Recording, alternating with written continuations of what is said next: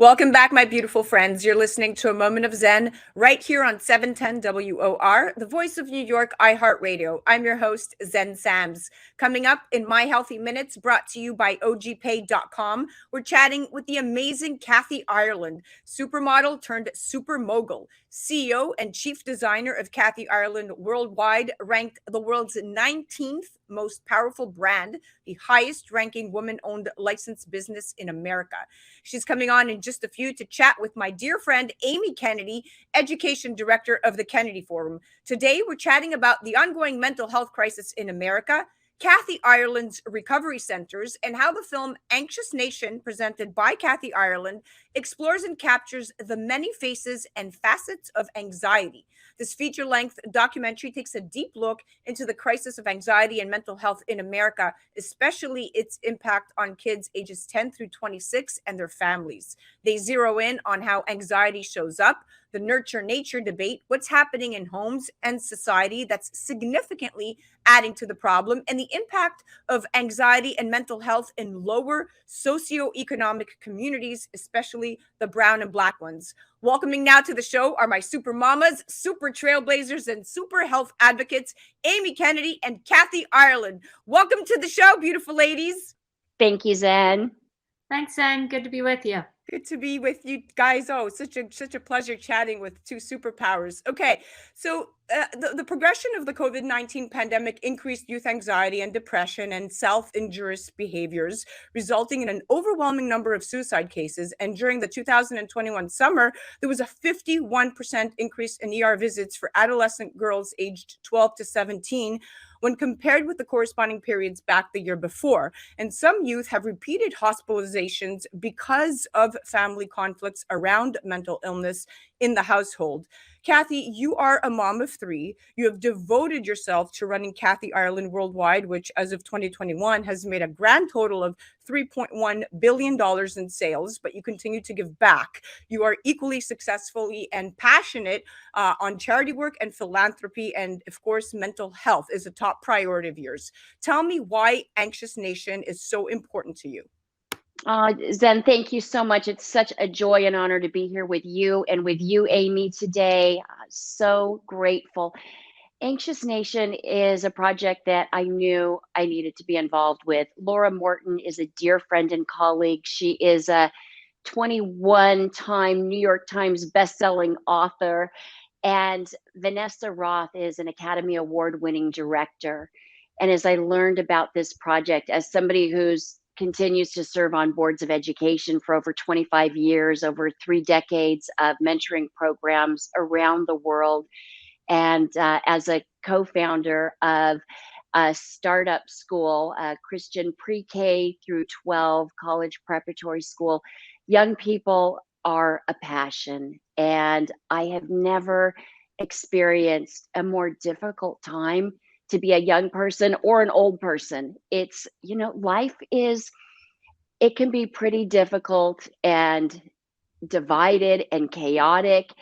And it's tough out there. And I think, as you mentioned, Zen, all the factors that went into COVID, I really think intensified what people are going through. And what I love about Anxious Nation, it is so brave. It's young people, children, and their parents openly discussing the struggles, what they're going through, what life is like, because so often people think that they're suffering alone.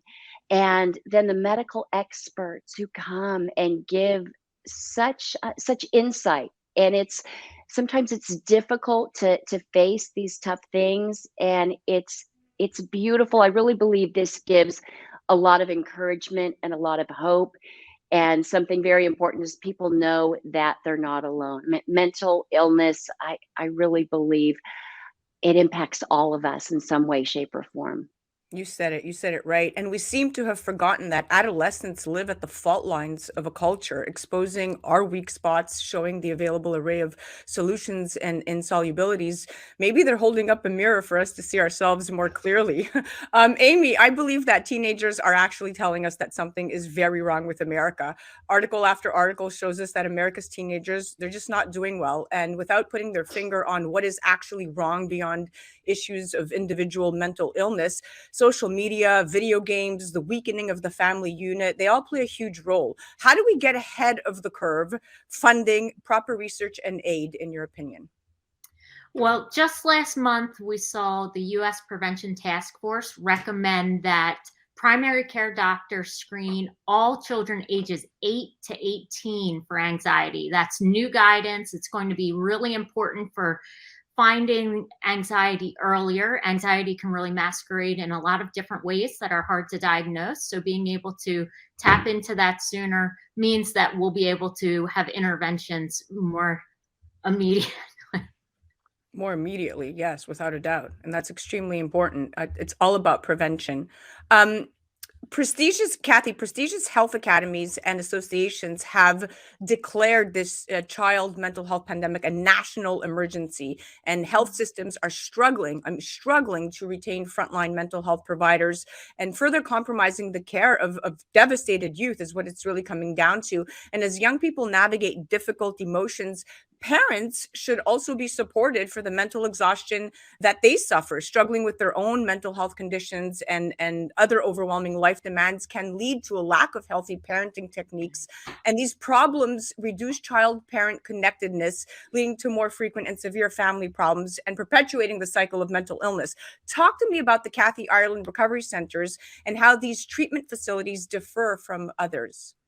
Oh, thank you so much. Well, substance use disorder is on the rise because uh, we don't see substance use disorder when someone is mentally healthy. And so this is escalating and it's dangerous. And so what we seek to do is look for affordable resources. And so with our Kathy Ireland Recovery Centers, we have inpatient and outpatient, and it's a way to, we see, I mean, no judgment. It's wonderful to have facilities that are luxurious, yet most people, it's not attainable for most. So I love that these are well run, qualified leaders, and they're getting great results. And that's a huge blessing. And also, telemedicine is another important resource.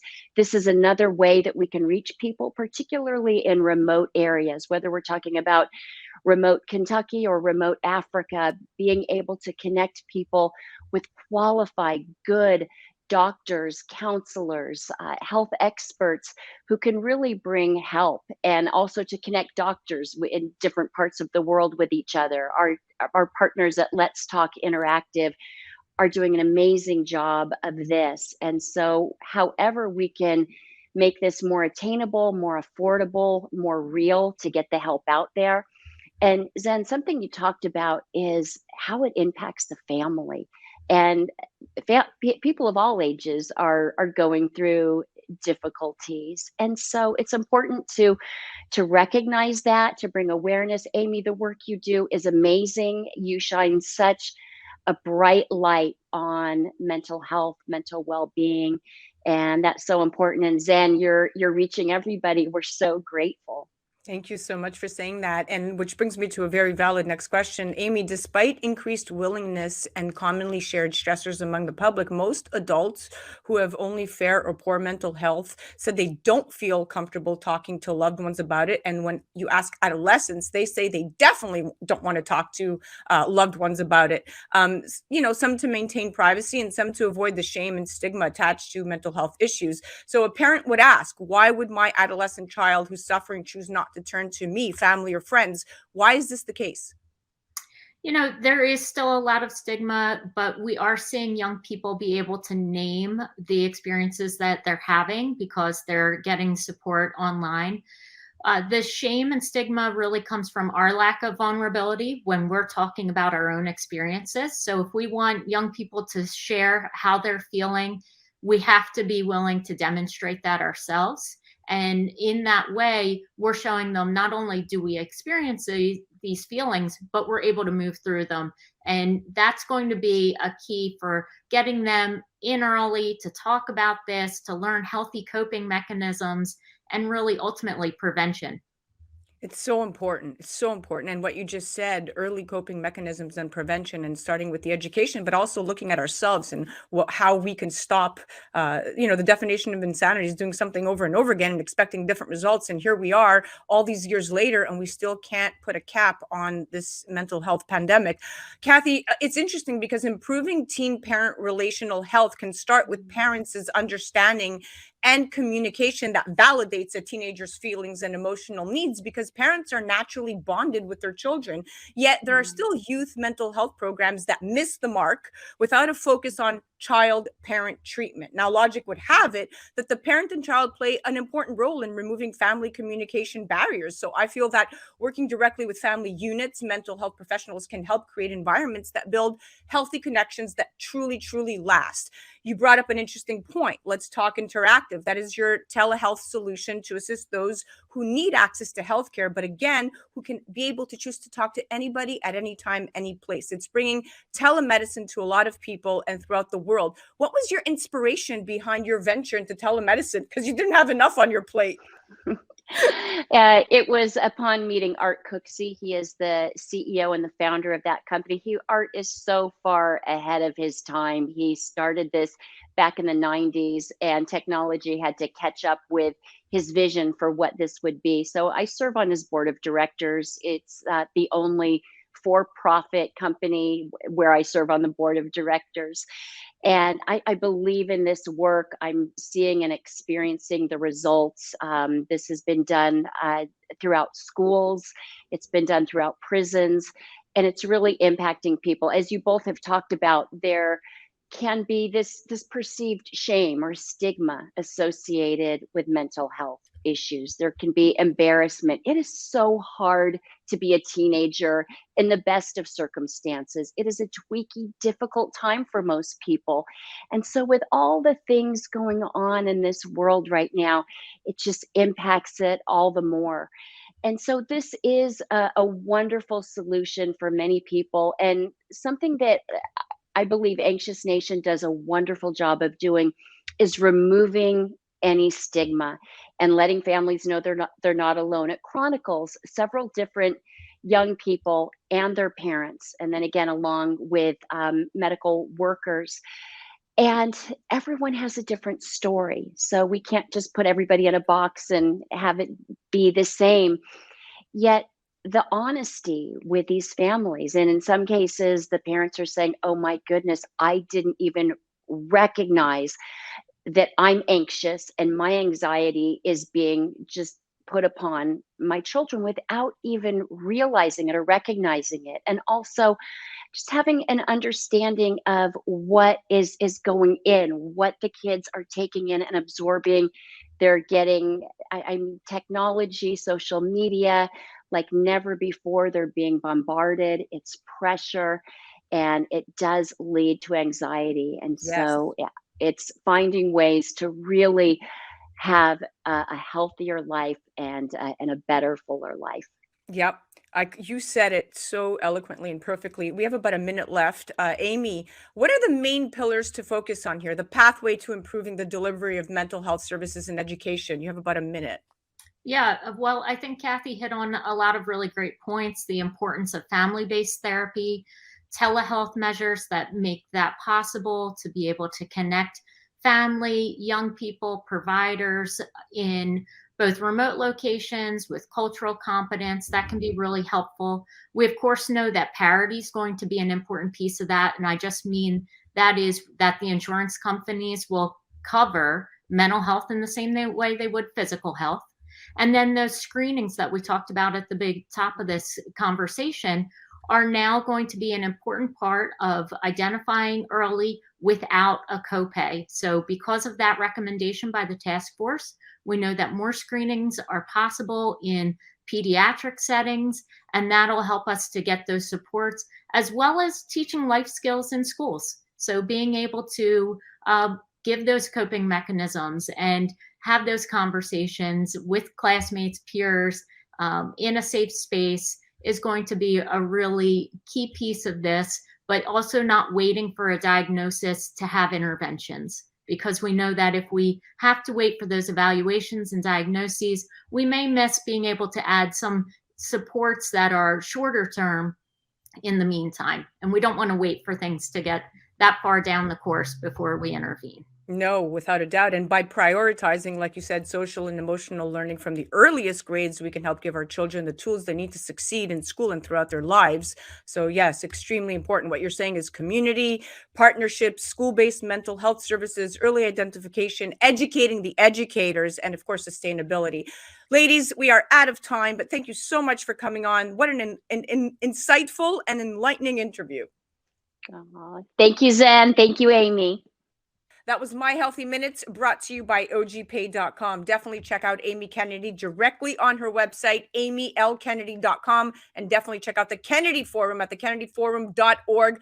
Anxious Nation is definitely a film to look out for. It's currently in festivals, anxiousnation.com, and always head to kathyireland.com to look at all the latest news and updates that Kathy is involved with. You're listening to A Moment of Zen right here on 710 WOR, the voice of New York, iHeartRadio. We'll be right back after this.